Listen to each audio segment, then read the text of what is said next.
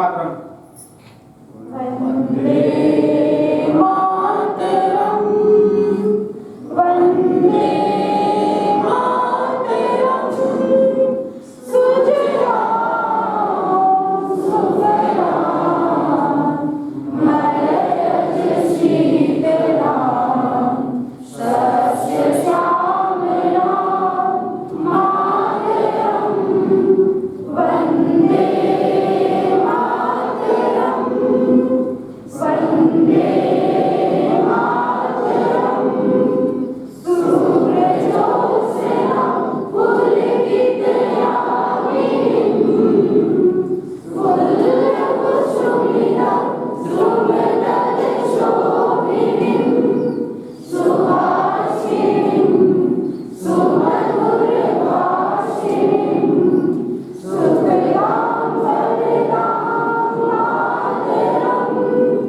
वंदे मातरम, वंदे मातरम, कोटि कोटि कंठगणगण निनाद कराले, कोटि कोटि मुद्रित कर करवाले, केवले मां तुम्हें अपने बहुबलधारिणीं नमामि तारिणीं त्रिपुरनिवारिणीं मातरं। वंदे मातरम, वंदे मातरम, तुम्ही विद्या तुम्ही धर्मा, तुम्ही कीर्ती तुम्ही महिमा, त्वमहि प्राण शरीरे बाहुनि तुम्ही मां शक्ति, हृदय तुम्ही मां भक्ति, तुम्हारी प्रतिमा जड़ मंदिर मंदिर मातरम। वंदे मातरम, वंदे मातरम, तुम्ही दुर्गा दश प्रहरधारिणीं कमला कमलदल विहारिणीं वाणी विद्यादायिनीं नमामि तां, नमामि कमलां कमलावतुलां सुजलां सुफलां मातरं। वंदे मातरम, वंदे मातरम, श्यामलां सरलां सुशीलां भूषितां धरणीं धरणीं मातरं। वंदे मातरम, वंदे मातरम। भारत माता की जय, भारत माता की जय, भारत माता की जय। सरस्वती वंदना। वरदे वीरावादिनी वरदे, वरदे वीरावादिनी वरदे, प्रिय स्वतंत्र लव अमृत मंत्र नव, प्रिय स्वतंत्र लव अमृत मंत्र नव, भारत में भर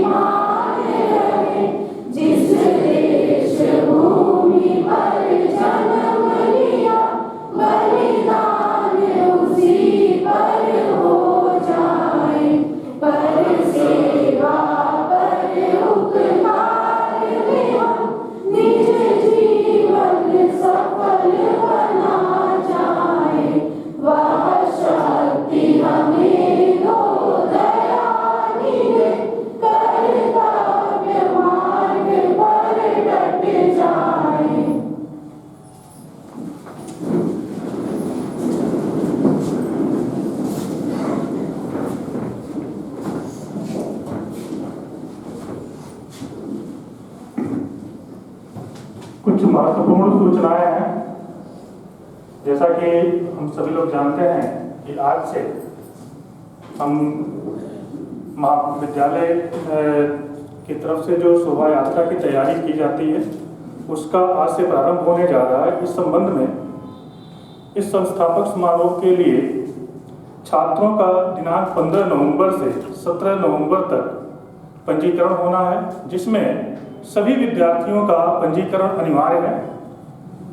कला संकाय के जितने छात्र छात्राएं हैं उनका पंजीकरण समाजशास्त्र विभाग, भूगोल विभाग, रक्षा अध्ययन, मनोविज्ञान, गृह विज्ञान विषय में होगा।